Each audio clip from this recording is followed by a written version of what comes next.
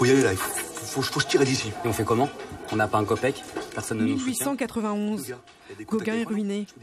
Pour renouer avec la peinture, il décide de tout abandonner et de s'exiler à Tahiti, loin de la civilisation européenne.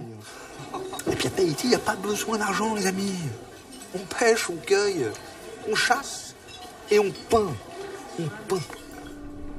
Portrait d'un jusqu'au-boutiste, un peintre maudit, seul à croire en lui.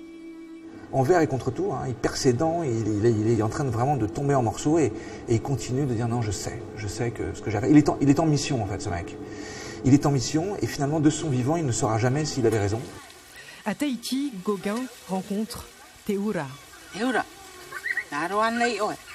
Elle devient sa muse. Le film se cristallise alors autour de ce personnage et de cette histoire d'amour. Moi, filmer un peintre, j'en avais rien à foutre. Par contre, filmer ce que cherche, le motif du tableau, filmer ce que cherche à montrer le peintre, ça c'était hyper intéressant. Moi c'était passionnant parce que j'ai essayé de comprendre ce qu'il cherchait à montrer dans le portrait de Teura, comment quel était son rapport au monde, comment il questionnait le monde à travers ses portraits. On est pourtant loin de la lumière des peintures de Gauguin.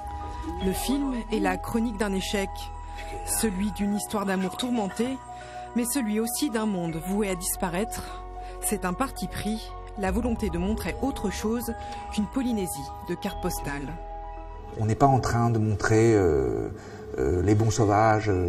Là, on rentre dans la population, dans la culture maori.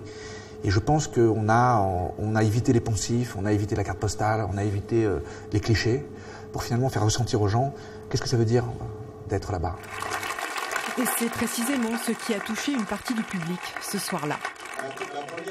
J'ai trouvé que le film est profond. C'est-à-dire, c'est pas les cartes postales, les belles plages, les cocotiers, etc. On voit la vraie Polynésie. J'ai vécu plus de 20 ans à Tahiti et il a montré des images, effectivement, qu'on ne connaît pas de Tahiti, qui m'ont beaucoup touchée. Il a chopé vraiment ce qu'on met des années à trouver dans ce peuple. Pendant ce premier séjour à Tahiti, Paul Gauguin a peint 66 chefs-d'œuvre dans l'indifférence générale.